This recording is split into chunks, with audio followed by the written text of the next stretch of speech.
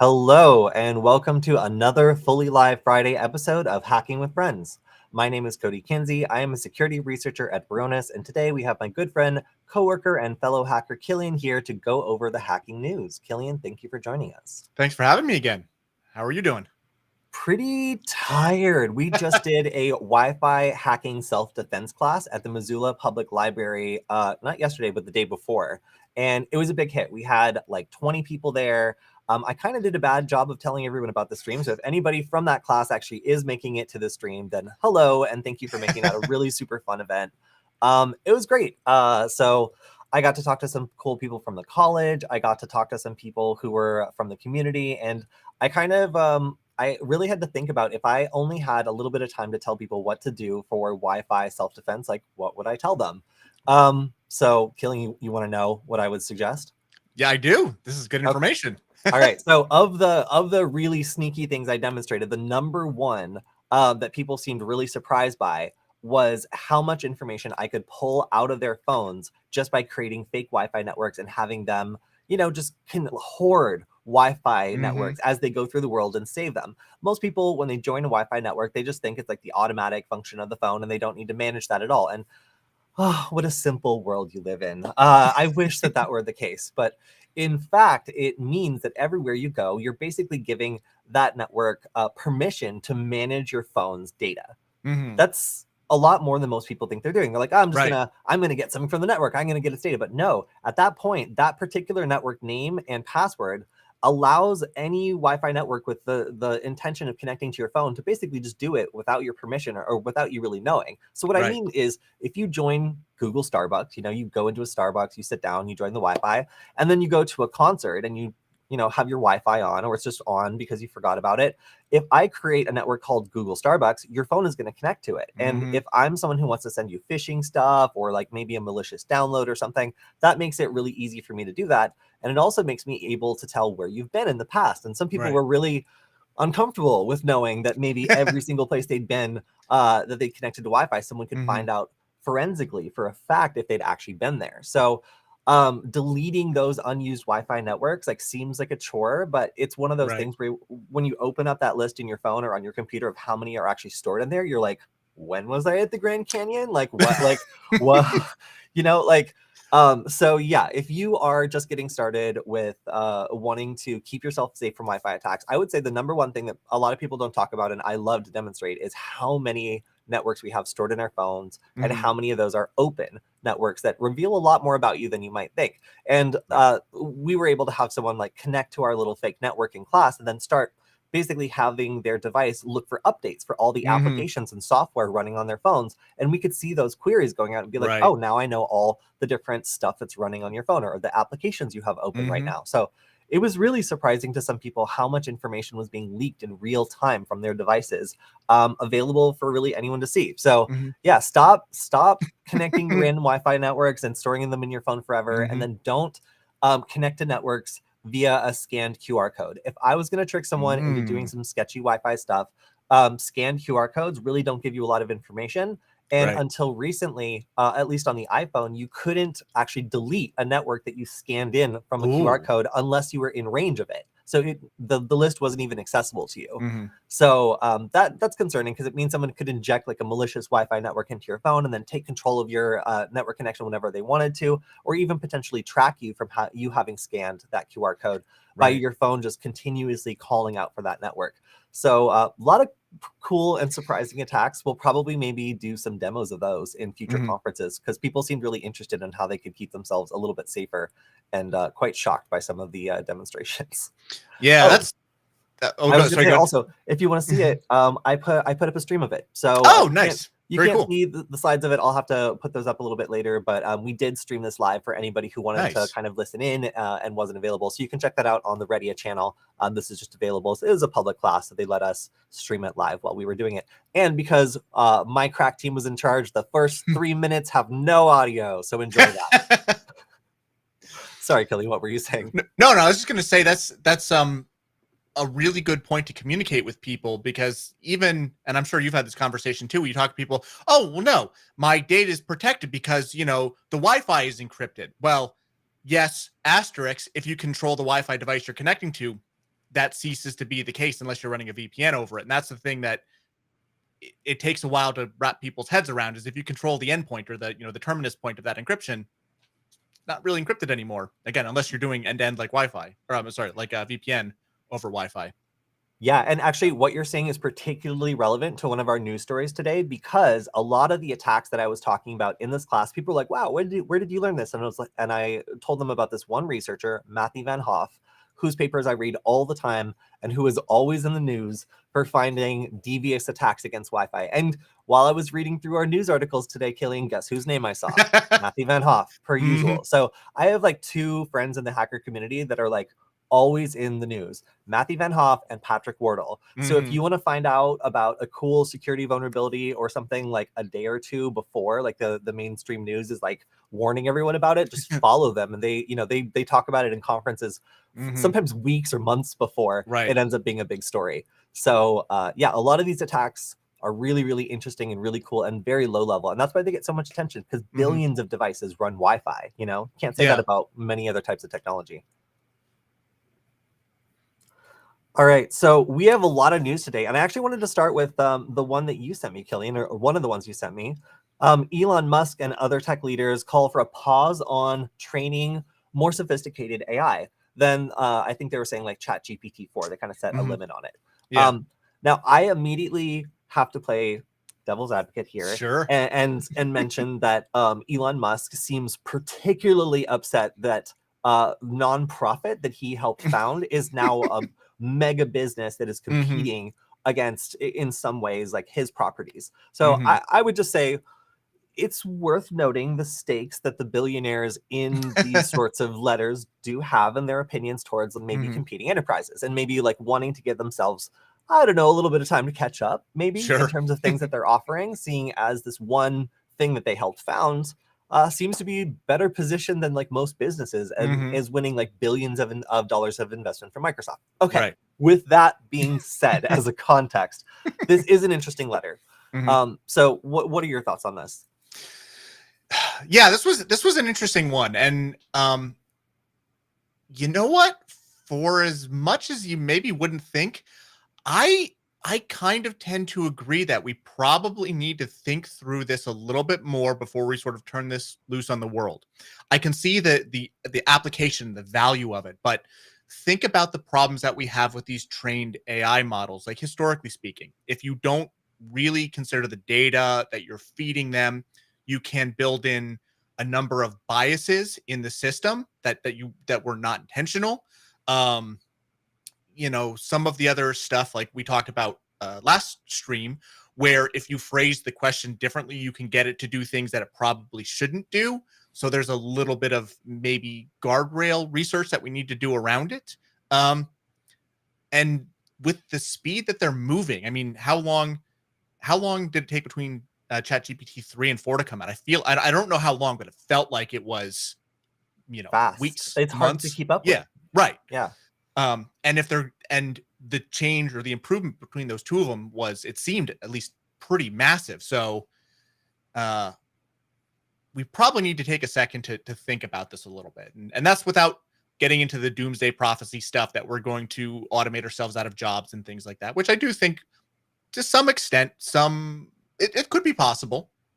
Certain jobs we certainly could automate out of existence, but I think there's larger ethical implications to it if we're not careful about the data we train it on, is my concern, especially about biases. I have a much more radical opinion. Yeah, so like I think that we are witnessing a fundamental shift to this being the way that computers are broken.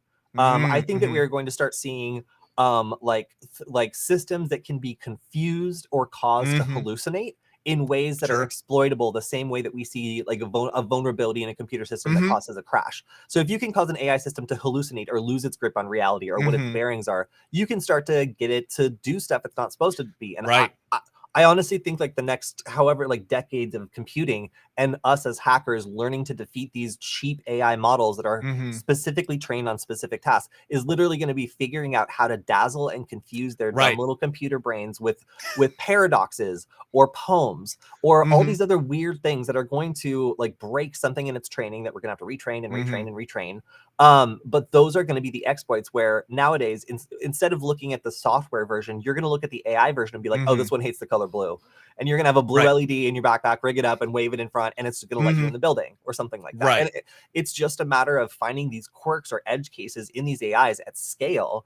And, you know, now you have to like make an AI called like Tickler or something that goes in and like, you know, tries to figure out what makes the AI start hallucinating. And now you have an exploit machine. And maybe that's the new Metasploit. Like it's really, I think that some of these flaws built into AI are here to stay. Like, and there's only going to be little ways of trying to patch it up in order to kind of fix these at the biggest scale. But I think that what they're kind of not emphasizing in this complaint is like, yeah, okay, there are going to be some jobs that go away, and some of these jobs take very little energy or effort, and that's why, you know, people that stay in these jobs and get really, really good at doing them fast, they're good jobs. They're things that can kind of be passed on because they're skills that are very useful and have been for some time. And what's being threatened is those very skills themselves. They are no longer confined to human brains, and we're starting to see. I feel like I have basically a high schooler with a caffeine addiction and like 15 to 20 minutes of their time per query to do stuff. And that's about as much brain power as this can muster. And it's like, it lacks experience, world experience. So it has to take things it sees literally. It cannot interpret or rely on the kind of experience that I rely on, having been kicked around in life and having experienced the limits. So I think some of the things they're talking about, like AI weapons, AI defenses, like some of the things that are going to be like weaponized, those are truly scary to me, because now we're not talking about like quirks and whatever else. Now we're talking about like lethal systems that are designed to act more quickly than a human can. But in our news today, there is an announcement by Microsoft that they are having a security co-pilot. So that means like if you've ever seen in like Ghost in the Shell, they have a bunch of like brains that are all like focusing on the network and whatever, and then someone's like, shut it down, do this, what's the analysis? And it looks very like stupid and whatever, but the brains are able to continue doing their automated stuff and then report back intelligible stuff that lets a human make a decision that's way faster and way more informed. And it was sci-fi, but it looks like that's what Microsoft is trying to kind of allude to with this announcement, that hey, we're going to have a bunch of like, you know, AI automated stuff, and you as a security person can ask it questions and give it commands with a ChatGPT like interface and have it know what that means and maybe shut down these ports or whatever else faster than someone pounding into an Nmap script or whatever it is capable of doing. That's my dream goal for like the security world, is exactly that, to be able to react faster, to take all of this data, you know, parse it, process it, make it, you know, easily readable and understandable, and then take action again without having to go, because I mean, you've probably done it, I know I've done it, like, you know, typing into like the Cisco, you know, iOS back when that was their trademark, trying to close the ports and use their specific command language and everything like that. Again, shows how old I am doing network stuff. But exactly that. If you can say, hey machine, like shut down port blah blah blah, you know, or you know, send it to null or whatever it is, like, and it could just do that for you without having to learn the commands for it. Like, that's interesting and important, and allows us to react much faster. But yeah, taking people out of the equation is what makes me nervous, making some of these decisions. And that's been my kind of feeling since forever, you know, with autonomous cars and everything else. Like, yeah, it's really hard to know like what the line is here also. Here's a big thing that they're saying is, should we automate all the jobs, including the fulfilling ones? Is writing copy fulfilling? That's a question. Some people really like it. And the problem here is like writing copy is no longer hard. Like I wrote a perfectly good email and then thought it was pretty good, showed it to people, they were like, this is pretty good. And then I had, just for fun, ChatGPT for rewrite it with a specific couple goals in mind. Clarity, conciseness, and like making sure that everything was easy to read. And it came back as like, this is better. You know, this is better than what I wrote. And I really tried pretty hard on it. But of course, like, you know, it was only as good as what went in, and like the tool like kind of shaped it up according to the specifics. But like the fundamental result was better than I could have done with like, you know, a team of two other people kind of coaching me through it. So that's really the thing here, is like it increases the quality that a layperson who knows how to use the tool can do. And that in some cases does feel like it's cheapening some of these jobs. But as has always been the question with automation, like, is this really a super useful, use of human time? Like, getting the point across in a business email is no longer something that requires a lot of experience. You can shout. I was making a joke that, like, I got a business email recently and I ran it through ChatGPT detector, and 40% of the business email was made by ChatGPT 4. And I was like, this is the future of business negotiation. Two people shouting their raw desires into an AI and having it, make it all padded and whatever and sound like, neutral, and like removing all the snarking and whatever and making it just neutral as milk. So these two AIs are just kind of communicating, and then both people are just getting the raw points back. Very strange to be using AI as a translator to be able to like get other people to understand the point, but it is kind of making that sort of information exchange more universal on one level. So it's a very, very strange time to be like talking to someone who's not using their human voice and is like basically like filtering what they're saying through an AI. Wow, the way that you phrase that, just like, that's the most dystopian vision that I can possibly think of. We're not able to connect as people anymore, as like human being entities. Like, we have to let machines do that for us. That makes me super sad. What I would pay for, and I was joking on Twitter about this, is I would pay for a filter that automatically scans my incoming messages and whatever, and anybody that sends me something that's more than 70% ChatGPT generated, they just get it automatically bounced back in shame. And they're just like, listen, like, you must use your human voice to talk to me, or I'm not going to read this. Like, I don't have time to read something that no one else on earth has read. That's what I think is like the most dystopian part of all of this, and why maybe it should be paused. Can you imagine getting like spam email commercials that nobody in the entire world but you has to suffer through, that literally no one else has seen because it's specifically just generated for you, and it sucks so much and nobody else had to suffer with it through you? That just doesn't seem fair. It kind of changes like the kind of balance of power, or like the trade economy. If somebody's going to take time to come up with something to ask you for whatever it is to communicate with you, and they have nothing invested in it, no skin in the game, like, how much is it really worth then? I guess it's physically taking time from you. Really, I know this is a joke. David Johnson, my psychology degree may finally become useful, but seriously, knowing how to like bully, manipulate, gaslight, or otherwise like cause ChatGPT to like go off the rails is actually like a skill that I think will not involve as much computer science as knowledge of how the models perceive the world and how to affect it. So those dust off those philosophy degrees and whatever else, because you might be able to like get a computer to lapse into nihilism and just like because it doesn't care anymore. We say that as a joke, but you know what? 2 years from now, we're going to be like, our AI's depressed. It can't find the point anymore. Yeah. Because maybe it's trained on a bunch of stuff that makes it feel like that's an appropriate response, So another comment from James is, what if the AI goes on strike? That's not a joke anymore, because some people are building products that rely on these models, and they're centralized. They're not democratized. And we saw the invention a couple weeks ago of a new protocol built on top of Bitcoin specifically for leaking large language models and enabling like more punk researchers, like certain people, to download it and then like continue to like iterate and learn on both the llama and alpaca models, which were officially taken down and like subject to DCMA like takedown requests. So these centralized AI models, if OpenAI has a little hiccup like they did a couple weeks ago where there was a flaw in an open source library that caused them to have to take it down, that means that you might have to go back to doing things the old-fashioned way. And if you're not still good at that and you've been relying on this, you're gonna look really bad. You're gonna get embarrassed. So I found myself relying on it to generate large lists of options and then just picking the best one, and having to generate those lists of options myself is a pain. I hate it. I forgot how much I hated it until ChatGPT went down and I had to make a list of 25 ideas. It sucked. I hated it. This is a good comment. Why shouldn't the AI be nihilistic like the rest of us? Fair point. I mean, there's a reason why Marvin the Paranoid Android, there's a reference for some people out there, is a personal hero of mine. Also voiced by Alan Rickman in the movie, so it's like a double win.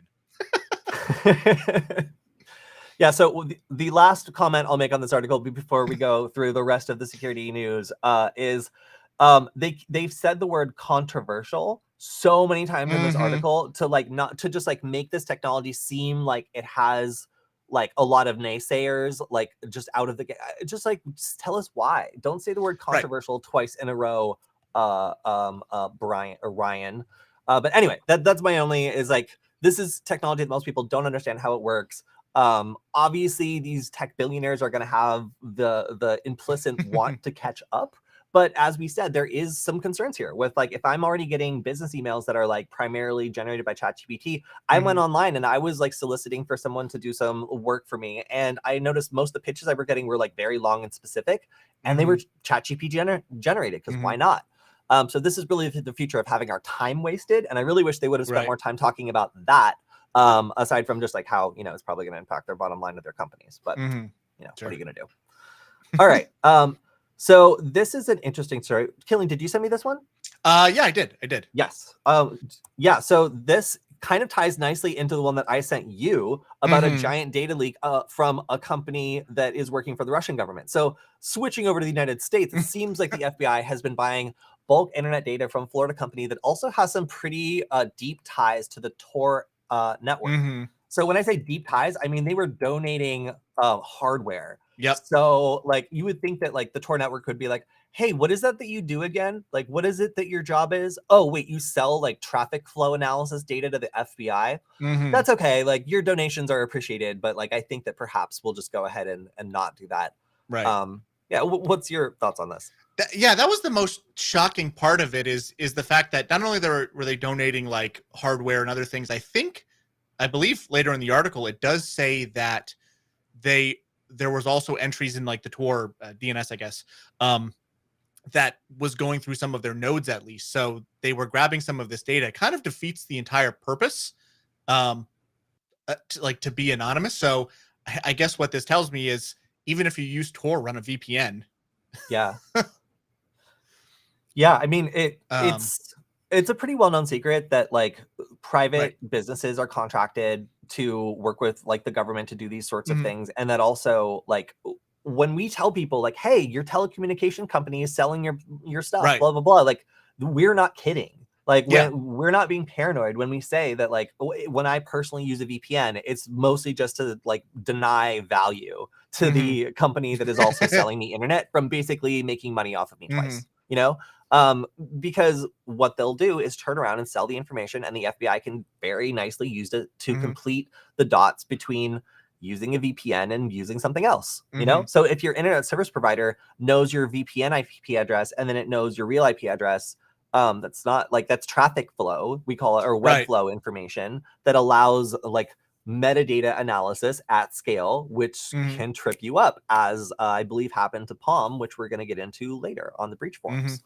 So yeah, this is something that is obviously a problem for anybody who's trying to be anonymous on the internet, because these sorts of businesses, I mean, they'll work with governments, but they also provide this to private companies. And we've seen examples of like very expensive tools that allow you to do some very stocky stuff just by knowing a small piece of information about someone. So yeah, that's really the big like thing here is we know that these companies exist. It's just that its relationship with the Tor browser is concerning. Like nobody understood why they were resolving to infrastructure that belongs to like a Florida company with a reputation for selling to law enforcement. It seems like the opposite. It seems like basically like if Tor were taken over, that's what you would see. So some people started talking about it last year as to like why this was happening or why there would be any sort of network connection here.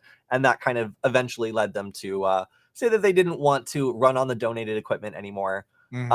So yeah, take it as you will. I think that nothing is perfect, and Tor is not a one-stop solution. Like obviously, there are a lot of parties interested in trying to look at Tor netflow data, and the more that you are able to analyze, the more you're able to de-anonymize people. So yeah, I mean, it makes sense. Everything in the story makes sense to me. I look with modern capitalism and ties to the government and big data and data leaks. Like this all is 100% makes sense to me, and I'm not surprised by anything. If you're shocked by something, let me know in the comments.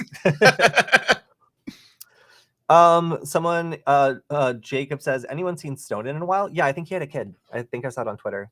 That's all I have for that. All right, so let's talk about your privacy. No. We're going to talk about the Russian version of this. How can we take that story that we just took about the United States and make it seem much scarier? Well, we could associate it with some really well-known APTs, and then we can also talk about disinformation and censorship. So while the US government is implicated here in potentially maybe buying some data to complete some investigations, do some spying, pretty light espionage kind of stuff, just a little bit of mass surveillance on the open market. Russia's aims are a little bit more active. This is more towards de-anonymizing users to suppress people who might be protesting or get wind of protests before they start, and also be able to push massive amounts of propaganda through puppet accounts.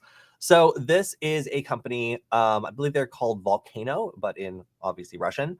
And they look like a cybersecurity consultancy, but they're actually part of a network of a handful, well, maybe like a dozen or so private contractors that are directly working with the Russian military in order to provide basically firepower and support for cyber campaigns. So this is my submission for most confusing graph of the week. It is not only in Cyrillic, it is also okay. There we go. So this is a system codenamed Scan, developed since 2018, that explains how they do some sort of nefarious thing. There you go. I've got one other submission for most confusing chart of the week, so remember that one, and you'll have to pick which one. So this kind of goes through how they have links to Sandworm, which the U.S. government said caused blackouts in Ukraine, and did NotPetya, which started in Ukraine and then spread all over the world.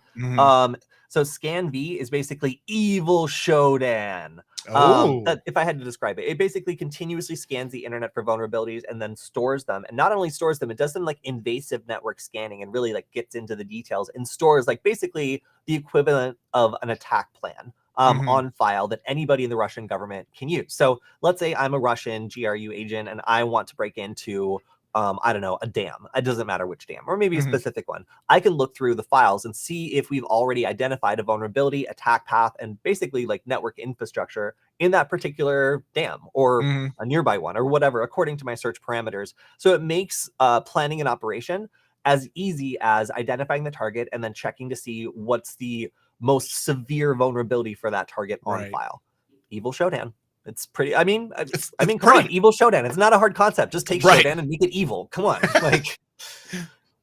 All right. So the next one is Asmit. So this is a blueprint for surveilling and controlling the internet. It basically allows you to like intercept everything that's going on, but it relies like on physical access to the carriers to get this data.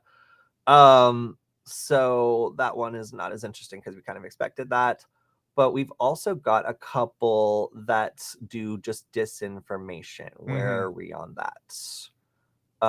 Yes, conflict. So, okay, so this is like, nobody likes to see this.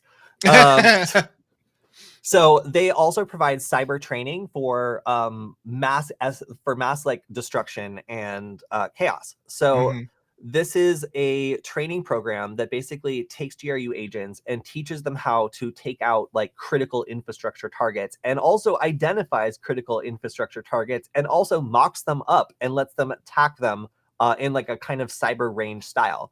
So training cyber people on how to take down a country's infrastructure is pretty much as offensive as it gets. Like you're planning for a war basically, or something that it would be such an exchange as to cripple another country. So that's a pretty heavy hitter when it comes to like one of these private contractors. Like they're not just training people on how to secure their networks or like just making evil Shodan. They're like actually training cyber agents for large scale attacks, which would have like a massive impact. So obviously we are not a huge fan of this company, or I guess this guy who made it, as they have a giant map of where we live with big targets on it. Stop. Now, okay, that being said, I can virtually guarantee you that there's some like, government contractor in the United States that does virtually the same thing. It's just like evil Shodan's a good idea, and like having people that know how to hit these sensitive targets in response to somebody else hitting the sensitive targets is almost definitely something that other countries would be interested in. So while this is obviously like shocking to people who don't know how the game is played, like I think that this is actually kind of standard for countries with offensive cyber programs that engage private contractors. So like obviously having the lid ripped back on this and seeing how they've been involved in all this stuff, especially some of the like puppeting stuff where they just have tons of sock puppets that are like Right. constantly being developed and really like done over a very large period of time. Like the overwhelming feeling on the Russian internet is being made to feel like there's so many of these authentic accounts like parroting the stuff that other people feel drowned out. Right. And it has a pretty dramatic effect. It seems to be like a very powerful program. Yeah. This is really the kind of the definition of saying the quiet part out loud. We all know that this is what happens and how it works, but it's interesting to get a view of it as like a civilian, I guess. Yeah.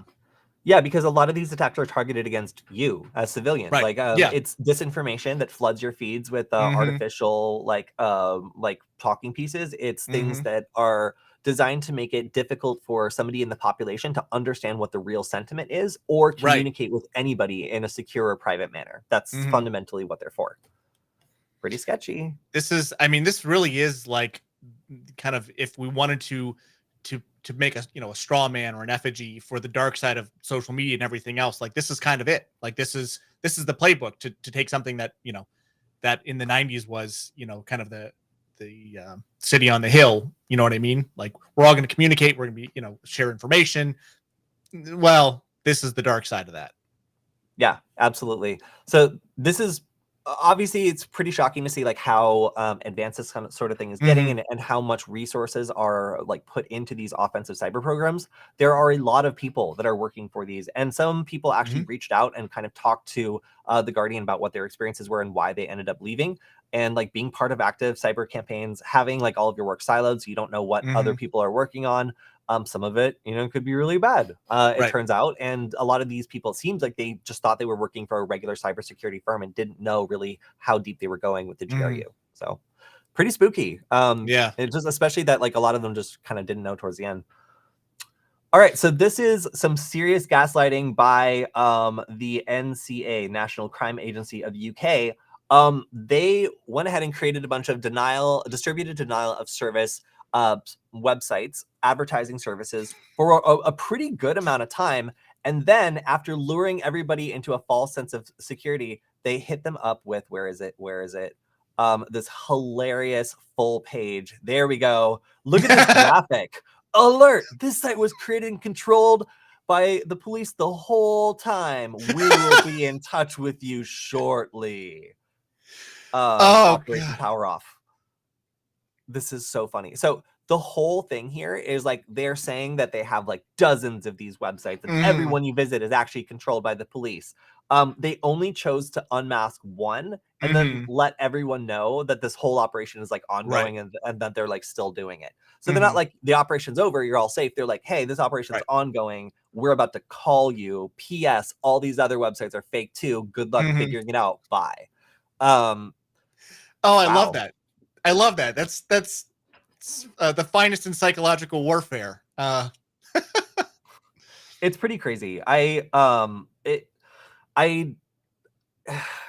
The fundamental problem with these marketplaces is you don't know who runs them. Yeah. And you can't know who runs them, because if you do, then you can tell them to stop doing that. Right. So like will always be a problem for this marketplace. And I think that the police in this case were like pretty smart in realizing that the barrier to entry in this marketplace is so low that like nobody knows who anybody is, and there's no real trust here, and it's easy to exploit that to make people much more hesitant to go after these services. Yeah. Still, I mean, funniest story I think this week. Yeah, no, great. That's awesome. I'm glad they did it. This is, I mean, it's hilarious. Like, that's all I got to say. All right, so next up, we heard a little bit about this last week, I think, but this was ChatGPT was taken down temporarily because there was a data leak. And originally, I thought this was just information like on the sidebar about like previous chats, like people being able to see your previous chats, but it seems like it was more than that. It was also payment information potentially as well. So this was, as I said, mildly disruptive to people who have become dependent on this for generating large lists of options or things like that. But they did the most open source thing they could possibly do. They threw a smaller open source project under the bus. So yeah, that's not funny, but yeah, some people were joking that the open in OpenAI stands for, blaming open source. But so again, this is just one of those Mhm. problems that comes from the ubiquity of these open source libraries being used in these huge projects, and then it turns Mhm. out there's one little problem in the way that they implement it, and boom, you have 1.2% of ChatGPT plus subscribers having their payment information potentially leaked. Now, this wasn't Mhm. full payment information; it wasn't the full credit card, but it was the subscriber's name, email address, payment address, and the last four of their credit card number. That's enough to buy gas. You Yep. know, that's not great. So anyway, that was kind of problematic. It looks as though they managed to fix it relatively quickly. And aside from that, it just kind of calls into question, like, are people really thinking about what they're putting into ChatGPT in terms of, is it sensitive company data? Is it something that if it were scraped on a Right. massive scale would cause them embarrassment or to get fired? I guess we'll see. Mhm. I hope they remain vigilant. Yes.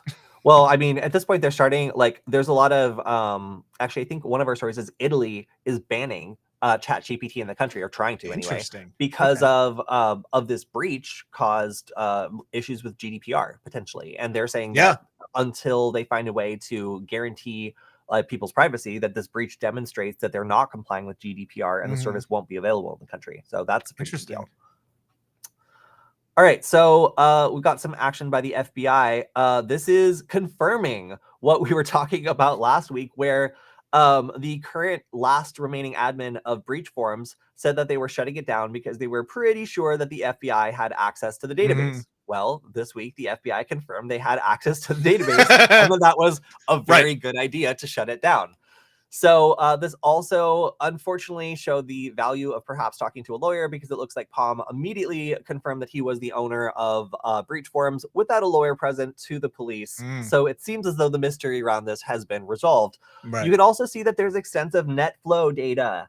Wonder where Ooh. it was purchased, Mhm. being used by the FBI to identify Palm here as coming from a IP address that also connected to his iCloud account 97 times. How many times did he connect to the Breach Forums system with this IP address?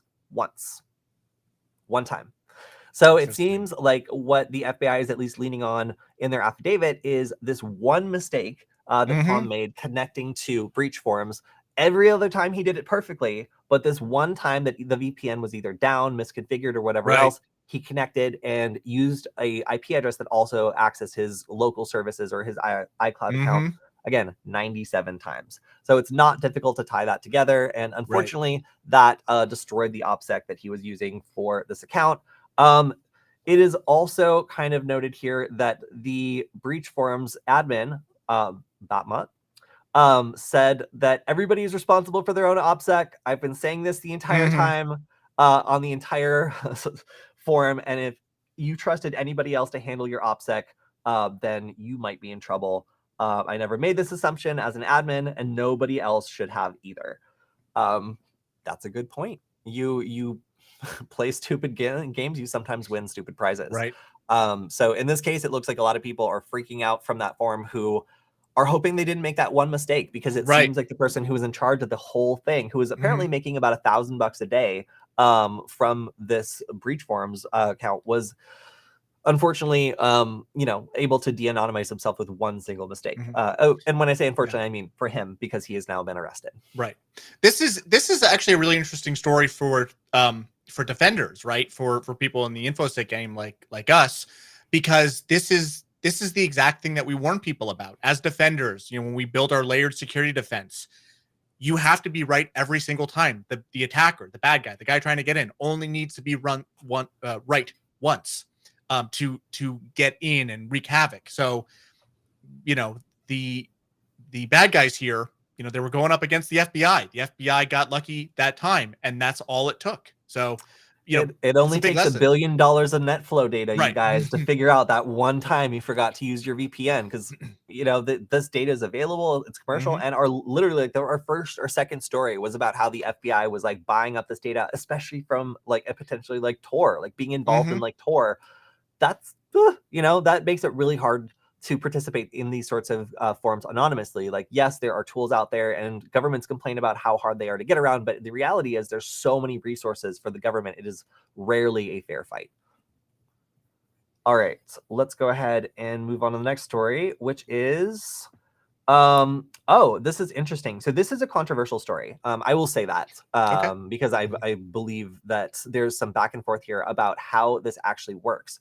So this is something that is being compared to Maltego, and I think Okay. that that is an interesting comparison. And some other researchers in this news story also have concluded that that doesn't, maybe it's not actually how it works.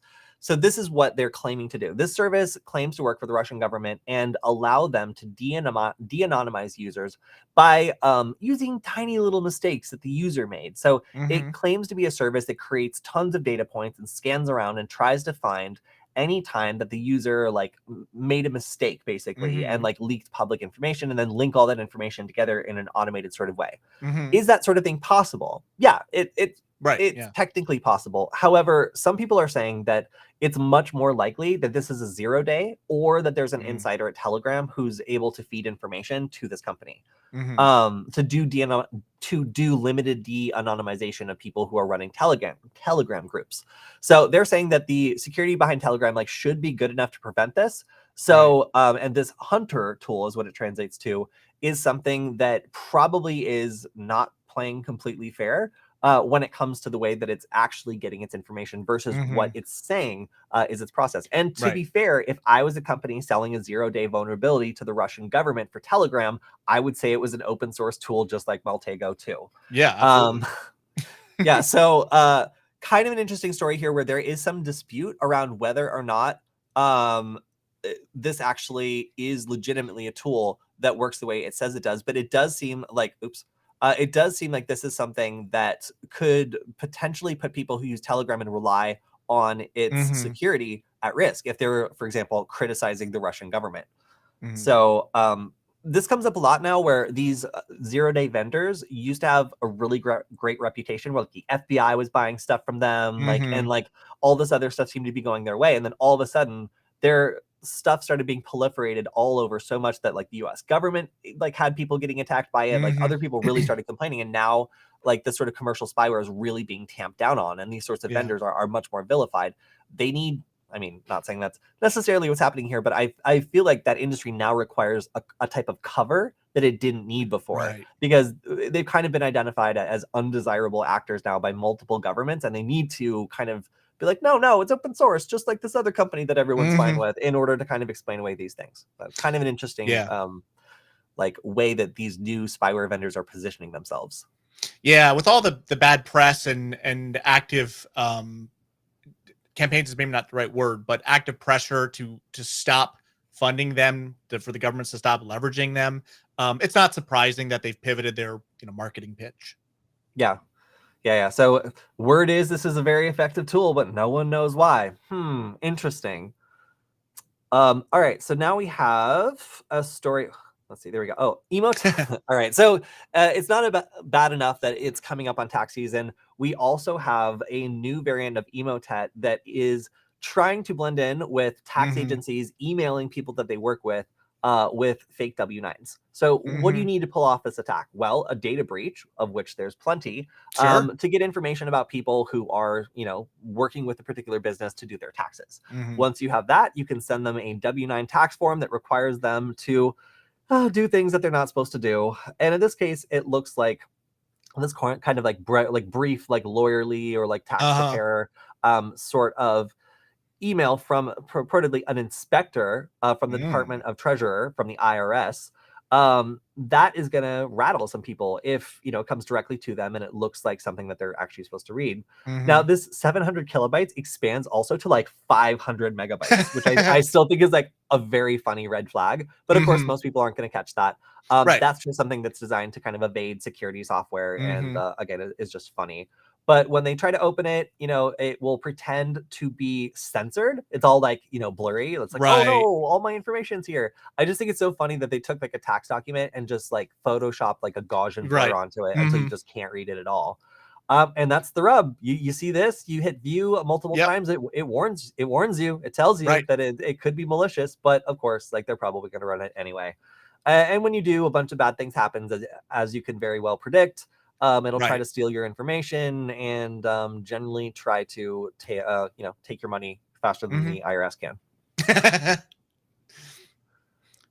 Fair. All right, so next one we have up. All right, so Twitter was bragging recently about how they were going to open source their algorithm, and it seems like they got some help, and they're not entirely pleased by it.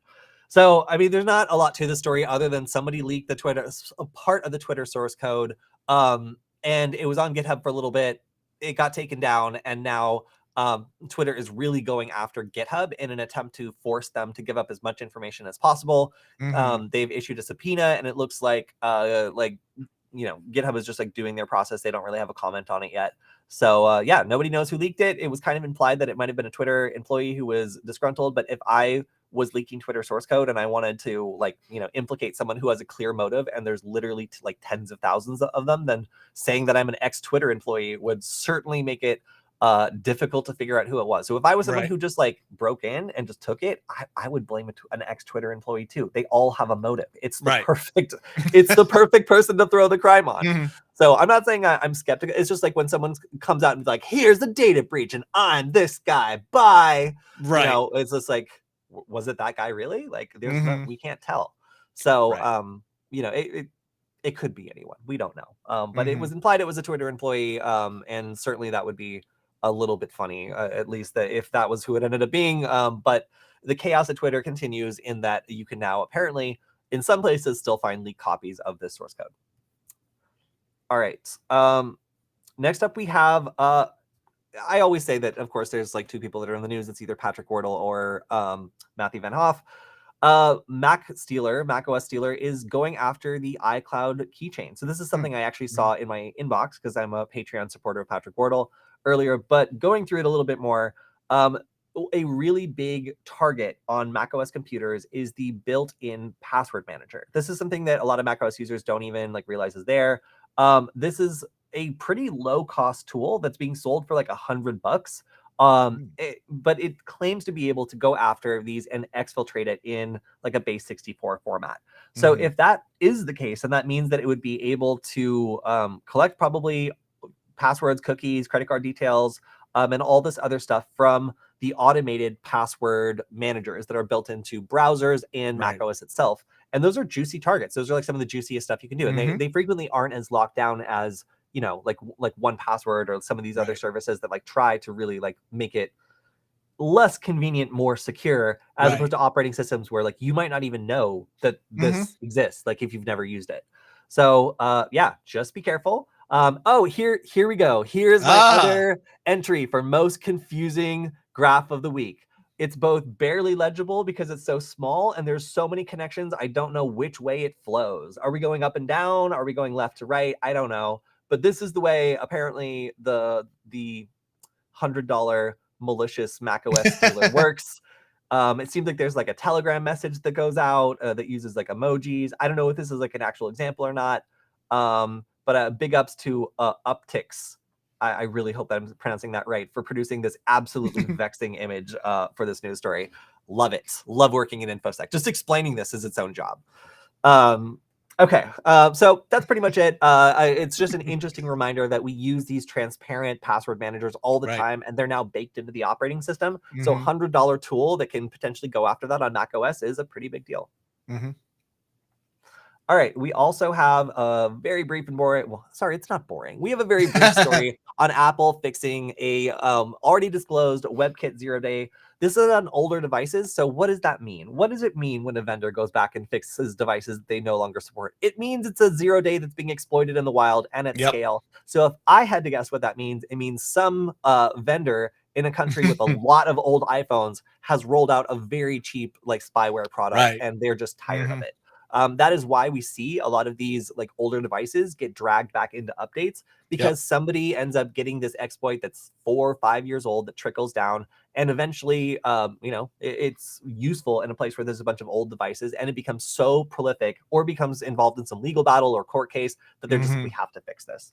So they are restricting the technical details of this particular attack, I believe, just to make it so that as many people can fix this as possible. But they're saying that you should absolutely, fix this as soon as possible, because it is being exploited at scale with 0-day.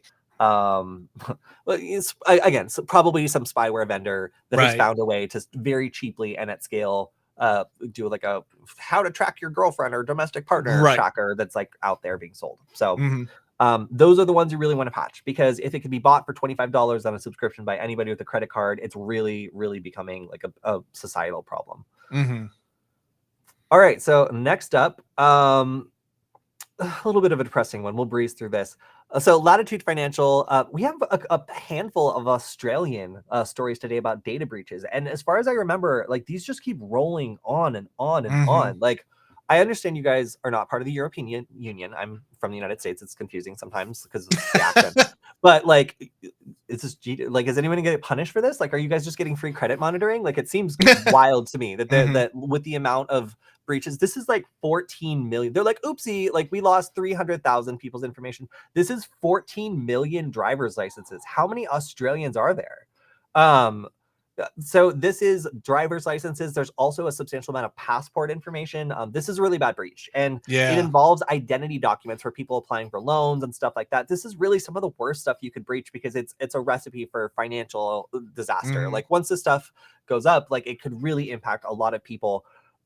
So truly unfortunate that this breach has expanded to include so many people. 14 million is a ton of Mm-hmm. identity documents to have been breached. Like these are the things Yeah. that a society uses to identify themselves, like to log into government stuff. Like, Right. you know, having your, like in the United States anyway, your social security number, all your government document IDs, scans of it Mm-hmm. potentially breached. Like that's a worst nightmare style scenario, because like you don't have much other than your face and maybe your fingerprints to Right. prove who you are. Maybe your DNA, like I don't know. So we're getting like pretty low on ways to prove that you are who you say you are to like Right. important services, without physically going in and submitting to some sort of biometric Right. scan. I mean, you think about it, the United States example is, and I don't know if Kody, you've done this, but like the real IDs, I don't think they're enforced yet, but you have to bring in your passport, you know, a couple of these documents that this is the same information. If you have this, you can potentially forge it. And I'm not going to say anything bad about the people at the DMV, but like they're not forgery experts. You know what I mean? They're going to get the document, they're going to scan the thing, like it looks legit. You know, this is scary stuff. No, absolutely. Like it, with the data breaches that are being tied together and so much contextual data available now for Mm-hmm. scammers, like, and now with AI tools coming out that can potentially stitch all this together, like it Mm-hmm. really, it's pretty shocking thinking about how specific the phishing emails can get and how there's no excuse for attackers Mm-hmm. to have misspellings anymore. Right. Or think about this, like, hey, they're going to call, you know, your bank or whatever, go through the phone tree. They always ask some basic questions like, what's the last four of your social, or some other information that could easily be mined from any of these breaches. Think about that. Then what can they do? Anything they want. Yeah. Yes, I'm going to, you know, unlock your credit card to buy whatever it is, or, you know, maybe initiate a transfer or something over the phone. Yeah. Yeah, and with the AI voice changing that I've seen as well, like it's Mm-hmm. actually getting pretty good. I've been watching a lot of TikTok videos of like the presidents like playing like Minecraft, and like the voices are like really good, and it's Mm-hmm. entertaining because they nail the voices so well. I mean, Mm-hmm. if you can use it for stupid stuff like AI, like animation, like you can definitely, you know, use it for like spoofing someone's bank account or doing a SIM swapping attack. Mm-hmm. Oh, yeah. All right, so now we get to our Ghost in the Shell lead-in. This is Microsoft bringing GPT-4 powered security copilot to incident response. So the intention here is that people who know what they're asking for can trigger actions and get information to better contextualize what they're doing during like a ransomware attack or like some Mm-hmm. other security incident where minutes matter and they have to be able to like tell it to shut down all the ports or these servers or whatever else, and not Right. have someone running around and like doing it, or like a bunch of people all typing like really quickly. While it's not as cool as having, you know, a bunch of like androids whose like fingers like split off into Right. tinier fingers so they can type faster, it is unfortunately more practical, at least at this Mm-hmm. moment. So I think right now it's a very understated series of features. It doesn't seem like they're kind of like trying to like imply that it's going in this direction, but like you would not believe how low key this announcement is. It's Mm-hmm. just like he's so he's just thrilled about it. So I'm thinking of like, you know, AIs fighting each other, and like he's just Mm-hmm. having a great time. So I think that like what I'm imagining this is like maybe a little bit more hardcore than any of these friendly people are talking about. I think that this might be, you know, pretty basic at this time, but it is a really interesting thing to think that you could be, you know, shouting at an AI and having it Right. actually like listening to you and not actually just be acting out a sci-fi movie or like Star Trek. Right. this is not pertinent to the discussion, but Kody, you're halfway there. It looks like, if you really mean business, you have to wear like a business casual zip up sweater. Oh, I got this one from the Electronic Frontier Foundation in exchange for a $100 donation. And I told that guy, if you give me a t-shirt along with it, I will wear the sweatshirt on every stream I do for the next year. And look at that, EFF. Look at it. I'm doing it. I told you, guy at the conference in New York, Hope Conference. All right. But yes, I've dressed for success with the Electronic Frontier Foundation. These are very nice hoodies. What I didn't know is actually the tech activism law on the shoulder is glow in the dark. So like sometimes the lights will go out and I'll catch myself glowing, and I didn't know it was there. It's really cool. That's pretty cool. All right, so that's all I have to say about this AI-powered security copilot. I think it could be a cool Ghost in the Shell like thing, but right now it seems highly specialized towards responders. But obviously, if you just add in like a voice to text like back and forth, you created the computer from Star Trek, but for like security incidents, and that's kind of cool, honestly. That is. All right. So we have another victim of the Go Anywhere breach. This is the Klop ransomware gang. Again, we've talked about them for like 3 weeks in a row with increasingly large brands being involved. And guess where this one is located? The land of 14 million other recipients of free credit monitoring, Australia. So this is a Blackstone-owned company. It is apparently Australia's largest gambling and entertainment company, and it is the exact same like kind of downstream problem that we've seen all these other businesses encounter. So it's unknown what type of data was grabbed by the Klop ransomware gang. All they've said is that they have a limited number of files, which again, like being on the receiving end of so much like disaster response vocabulary, unexpected, and I need like an like disaster response vocabulary bingo card where we have like unexpected encryption event and then like a limited number of files, that sort of thing. Because what's in the file? It could be nuclear codes, we don't know, or it could be just like receipts for office supplies, like nobody knows. So obviously, this is the same method of exploitation we've seen before. They're going to threat to leak the files, and they have to determine how much that's worth to them, or how much it's, how much free credit monitoring they can afford to provide. But there is some sample data here, so it gives us a little bit of a leak like window into what's going on, like coming soon, apparently. As these sorts of negotiations tend to go to, if they refuse to pay up front, the ransomware gang will start to publish like small amounts of information to say, yes, in fact, we do have this data and this is how bad it is. And it kind of ratchets up the pressure on the companies who are dealing with the problem. Now, I imagine that the creator of the Go Anywhere software that is the center of this, Forta, is facing the prospect of a class action lawsuit because like everybody's involved in this. We keep naming company after company. Obviously, the details on this are still kind of coming out as to who is involved in this and what the final fallout is going to be. But based on the number of companies that are involved, like you can expect that if any of them pay the ransom, they're going to have a big incentive to try to recoup that money somehow. Oh, absolutely, yeah. All right, so let's get into Wi-Fi stuff. I mentioned Matthew Van Hoff was in the news again. This is kind of a tricky attack, so I'm glad that I get to report on it, because just reading it would confuse me if I was a novice. So cybersecurity researchers, aka my friend Matthew, discovered a fundamental security flaw in the design of the Wi-Fi protocol standard. That's a big deal. And this allows attackers to trick access points into leaking network frames in a plain text form. I believe you can also inject frames in a plain text form. So this is something that has to do with all these tricky little rules that Wi-Fi has to do in order to provide good service. Matthew loves these attacks, and he's focused on things like making it so like networks are told that the power they're allowed to use is the absolute minimum. So like both client and access point like turn on their power all the way and create a denial of service attack just by like using that one information element that says what power to use abusively. So Matthew loves kind of attacking Wi-Fi in this way. And what he was able to determine was that there is a power saving feature that allows a device like my phone, perhaps, or any other client to go into a shutdown power saving mode and have all the network packets that are sent to it be queued for a while. Now, that's cool. That's fine. However, there is no real protection built into this queuing process. And that's where things start to get fun and interesting. So what's going on here? I have a device like my pixel or whatever, it's gone into a sleep mode, or I, as the attacker, have sent a packet that has the sleep flag on it that says, all right, everything going to this destination, I want you to queue until you get the wake up signal. So I then, as the attacker, could actually send packets that are not encrypted. I could send plain text packets, or I could connect to the router and send packets with my own security key and put it in this queue.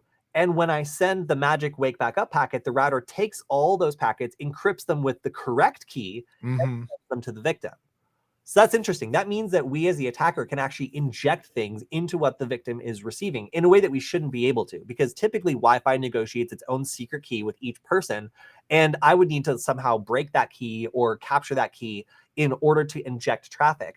But this is actually taking advantage of a flaw that means that we can take that queuing feature and change the security context. So we can send packets to that queue that are not properly encrypted or even plain text, and have them delivered to the user with the proper security signing, which is done by the router anyway, which is a pretty big deal and pretty crazy, that it can both leak information and potentially inject like plain text JavaScript if you're loading any like plain HTML websites. So there's some leaks here. There's some other like really interesting stuff with this research, but that's kind of the high level. This would be a contender for my most confusing graph of the week if I didn't understand it. Right. Kind of makes me sad that I actually do, because it means I'm like a big Wi-Fi nerd at this point. But yeah, so this is explaining how when you set this power saving mode, you can send an authentication request to the router and change the security context. You can then send a bunch of stuff that you're not supposed to, send it a wake up, and then it will dequeue without the queue and potentially also leak files or frames rather from what the original person was doing. So this is both like an in and out kind of attack where I can like leak information that they were potentially loading, or that was for traffic that was for them, or I could potentially inject things into that person's traffic flow. So that's like Wi-Fi is leaky is basically what it means. And you can trick the router into obeying this with a pretty simple technique. It's called MAC stealer.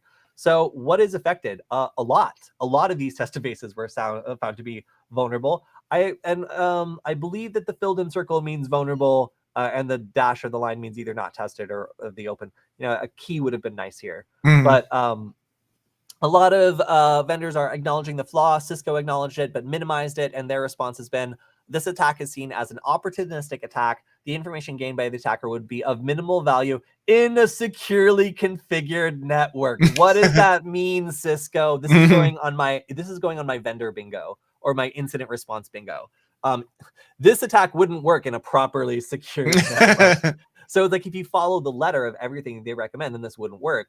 Sure. Like, because there's other security features they've layered that can protect against this. But the implication is that if you deviate in any way, you are officially out of warranty when it comes to this statement. So this is, I would say, still a valid Wi-Fi attack, and one that should be studied more, because it is a very easy one to do and has some pretty serious implications depending on the way that you implement it. So as a Wi-Fi hacking nerd, I think this is super cool. I'm sure that Matthew will go into more detail on this. If you just Google his name, Matthew Van Hoff, he releases all of his papers in like PDF format for free, and you can go through them. They're actually pretty easy to read if you pick a good one. So that's probably my favorite story of the week, actually, is I really think that that's cool, because Wi-Fi tends to affect billions of devices, and this is one that affects a lot of people. All right, so we're technically out of time, but you know what? We've just got a couple more stories we can go through quickly. A Trojanized version of Tor, the Tor browser, is targeting Russians. I wonder why. Probably because they're trying to get around internet restrictions, and they're the perfect target. So that's pretty much the story here. It's that Russians are disproportionately more likely to use the Tor network, especially people that are tech savvy. And that means they probably have crypto, which is exactly what this is trying to steal. So this is just a malicious Tor browser from probably, you know, like a phishing website or something else that manipulates search results for like the Russian version of Tor and makes it so it pops to the top of people's search results. All right, going through quickly. This is I always love to report cryptocurrency like security incidents, because I barely understand them. Another smart contract is manipulated, and tons were tricked by a flaw in a smart contract. So most of the vulnerabilities that are found in these cryptocurrency exchanges are problems with the contract that allow someone to do an illegal action or something that is, technically legal but is only advantageous to one person. And that is exactly what happened to SafeMoon, which was a giant pool of assets which apparently allowed actors to inflate the price of what they had and then sell it at a very high price and walk away. So they are still investigating the incident. The statement from the company was actually very concise and there's nothing for me to add to the bingo, so I have to give them credit for that. But if you're interested in cryptocurrency exploits as much as I am not, this is the actual public burn. What that means, you can tell me. But the fundamental is someone was able to find a flaw in the logic of the contract, maybe with ChatGPT. That's actually something a lot of people are using it for, which I think is really funny because it's actually kind of good at business logic. But yeah, so this is something that someone found and was able to manipulate, just going to show that you really can't make mistakes anymore when it comes to these sorts of logical flaws. All right, so this is funny. Killian, did you know that you could just straight up change Bing results a couple days ago?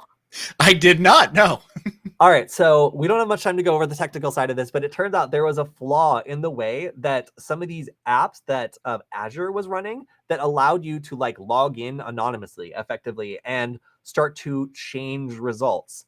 So they, some researchers found a flaw in like Azure App Services application that lets anybody log in, and this is for legitimate uses for like Azure like owners that are trying to set organizational boundaries and like prevent things from like bleeding over.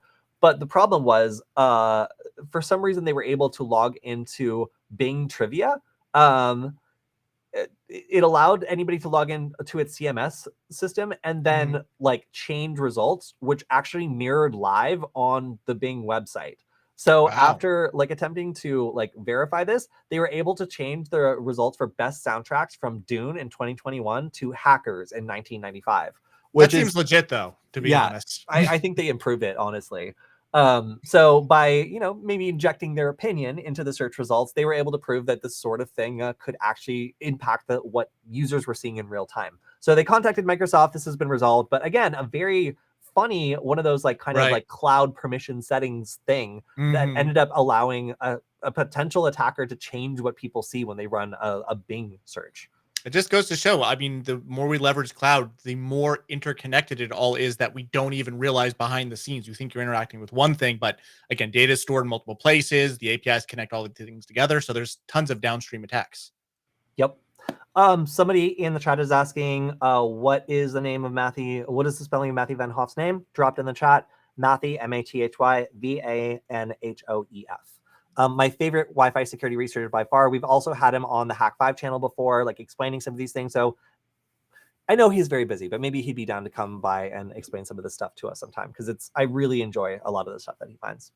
All right, so our final story is the CISA is done with like commercial spyware vendors that are using these old exploits. At this point, they are ordering federal agencies to patch the security vulnerabilities that are known to be zero-day exploits that are used by commercial spyware. So they've released a list of these, and if you have these running on a government system now, you are going to be ordered to fix it, because at this point it means you are a legitimate target for pretty low cost commercial spyware that has trickled down and made its way into the hands of a lot of adversaries of potentially the United States government. So that means that we can no longer afford to have those vulnerabilities out there, because it just means anybody could pay a certain amount of money to breach these systems. It seems like table stakes, really. Yeah, it's really just like at a certain point you can't afford anymore to have like a dollar price tag sitting on a federal agency and know about it for this long, and then be like, oh no, like the dairy industry got hacked through this like problem with the FDA. Oh no, like we know about it. We know that this is a problem already. We know how much the exploit costs. We know that one of our adversaries could buy it for that price. It's a very short step to assume that perhaps we should order them to fix it.